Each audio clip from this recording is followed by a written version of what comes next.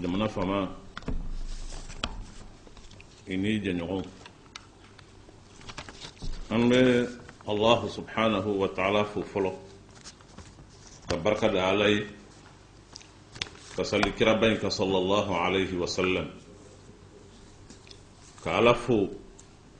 alamin yin an jiran na herela ka jiran na lafiyala ka tlaka ala deli sami na damne to filani a here ala ka dam alla fiya ala ka dam chokoroba ya fo sisan san ye san yeleme fila o doni me ɲɔgɔnna sabana o ye événement fɔlɔ silamaw ka jatela san yɛlɛmɛ n'o ye alakira bɔlen ma kan ka taa Madina a san 1431 na an donna la an b'o de kɔnɔ o ni san yɛlɛmɛ min n'o ye Nabilahi Isa a bangeni jate ye nin fila bɛɛ lajɛlen u bɛ ɲɔgɔn fɛ a sabanan ye san 50 min n'an bɛna don a kɔnɔ nin bɛɛ ye fɛnbaw ye ala ye min jira an na an ka kan ka barika da ala ye fɛn min na k'a ɲini ala fɛ a kɛ ko ɲuman n'a fɔ ko ɲuman ala ka nɔgɔya an ye jamana ɲɛma a kelen bɛ laada ye ni nin waati in sera an ka foli di ɲɔgɔn ma ka duwawu kɛ ɲɔgɔn ye ka ɲɔgɔn bilasira bilasirali don dɔwɛrɛ tɛ kɔnɔnja kumaw don ŋaniya wɛrɛ tɛ o bilasirali kow la min b'an yɛrɛ kunga n'o ye silamɛ o kuluba o ye Haut Conseil islamique ye jamana ɲɛma préoccupation minnu b'an yɛrɛw la an bɛ dɔ fɔ o la san na an bɛ dɔ fɔ jamana yɛrɛ kibaruya la o préoccupation fɔlɔfɔlɔ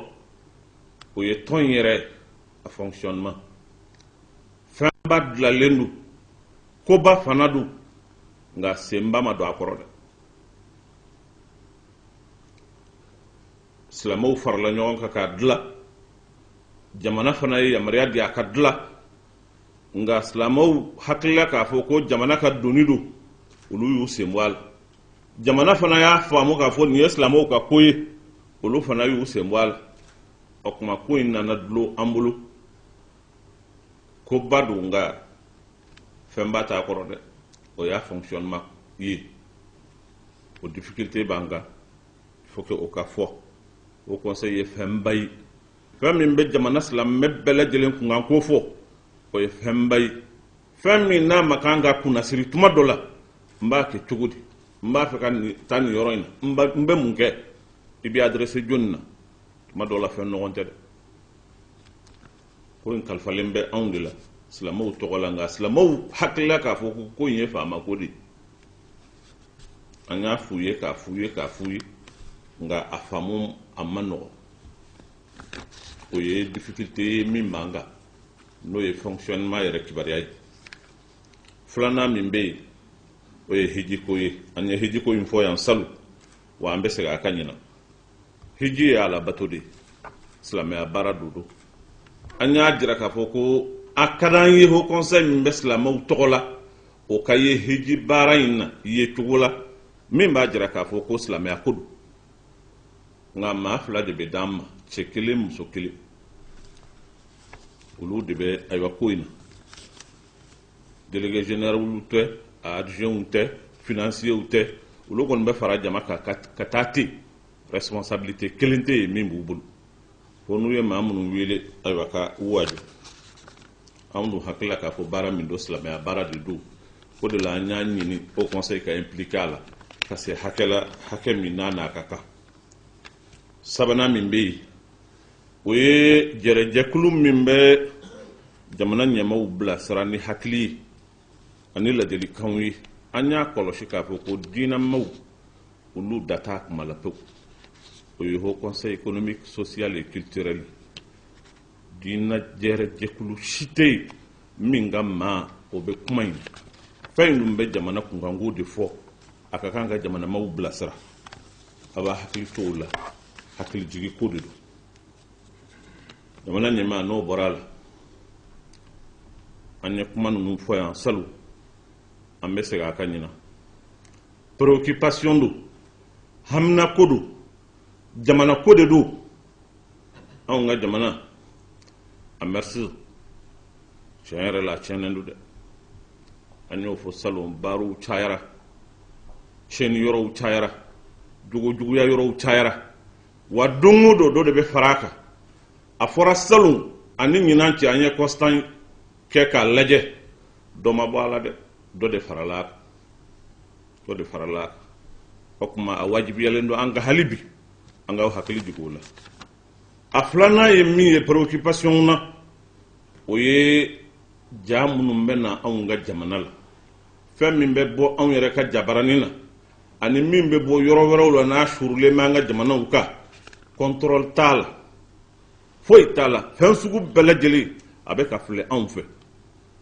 jaadum be hadama den diladi ibe fem mi yi ani be min me o de bitu hakilila an hakila ka foko an ga jabarani aka kan ka ke sababu ye ka jamana deun blasra ka jamana deun kalan ka jamana deun former tulonge fen damate nyene je fen damate nga kalan so didu moko hakili tola fen munum be boala a chaman be aba demsanu wujugo tinye abu tabiyat tinye ate jamana dambe yira ata bonye yira no borala jamana nyema nye kuma info salo mbese ga kanyina samere ni ala yin shi joka kono nin keraya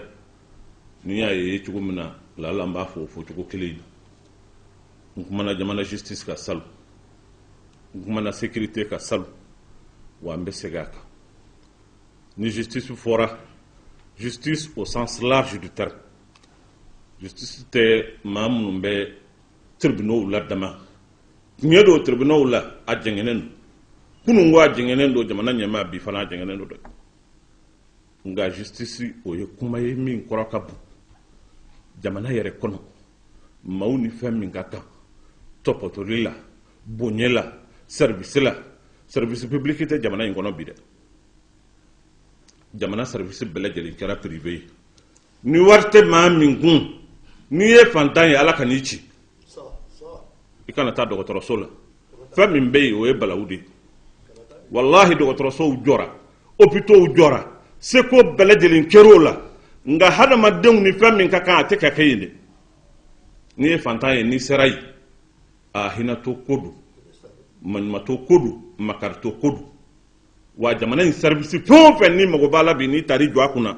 ibe warde bo ikun ka ke walma ateke ka dima barsa mami mba kuna otadu jamana tatebli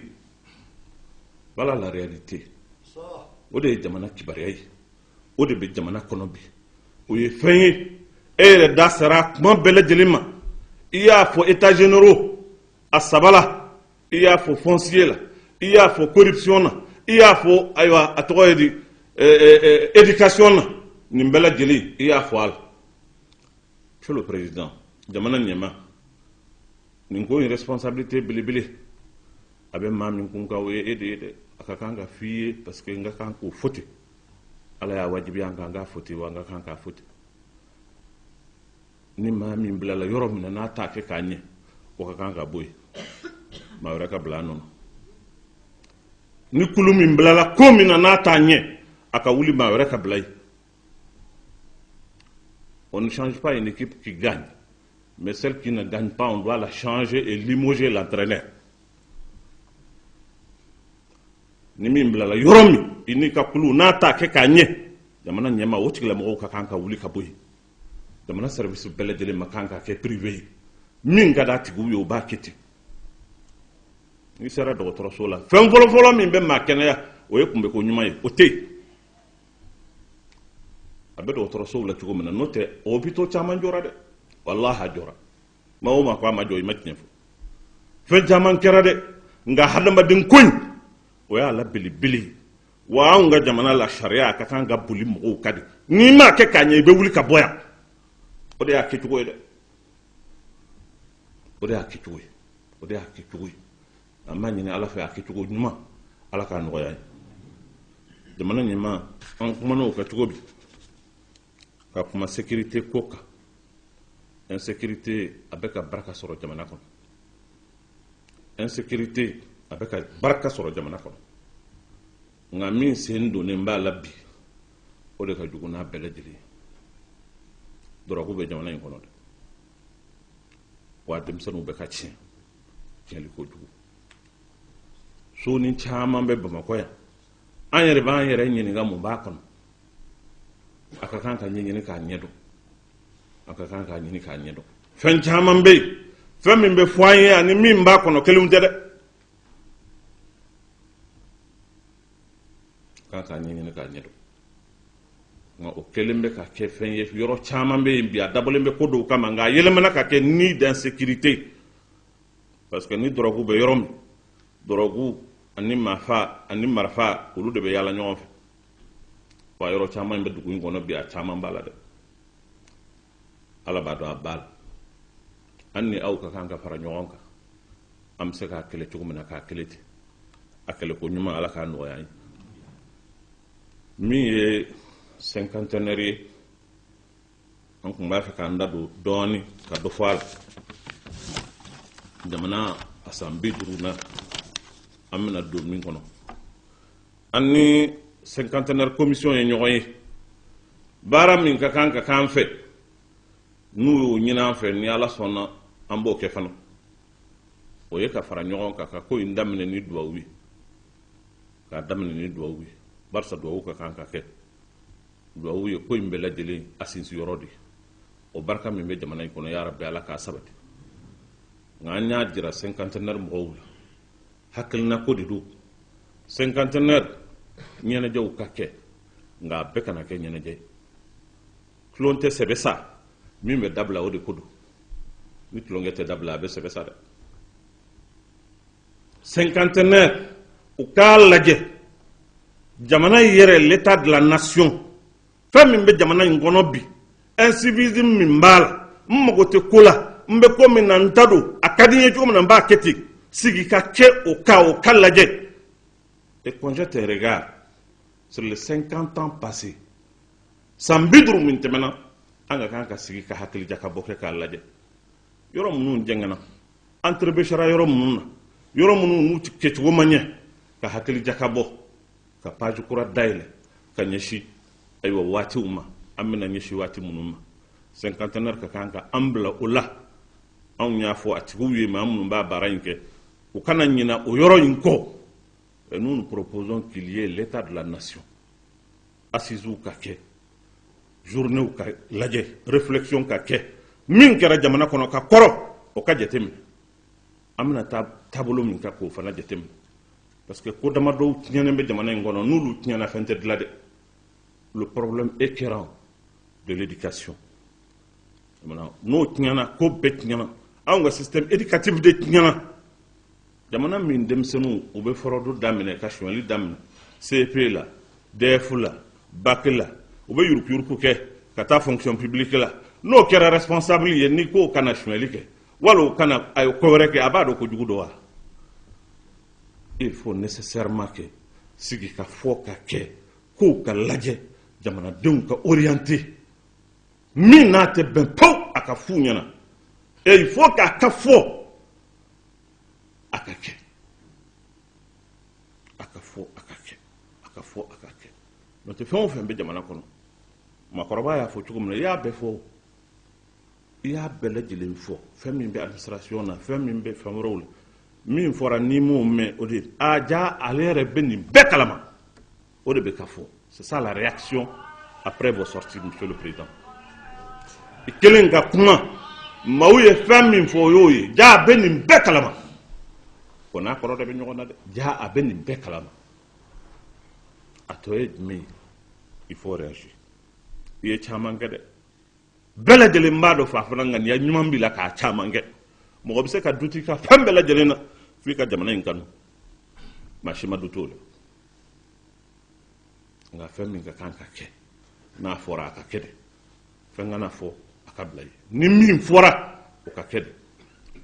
an b'a ɲini ala fɛ ya rabbi ala ka jamana tanga ala ka jamana kɔlɔsi ala ka jamana baraka ya rabbal alamin amma ñina ala fe sankuran ala ka aka ma herey aka ka ma lafiyay. Monsieur Amadou Toumani Touré, président de la République, chef d'État. Son Excellence Monsieur Modibo Sidibé, Premier ministre, chef du gouvernement. Son Excellence le général Kafougouna Koné, ministre de l'administration territoriale et des collectivités locales.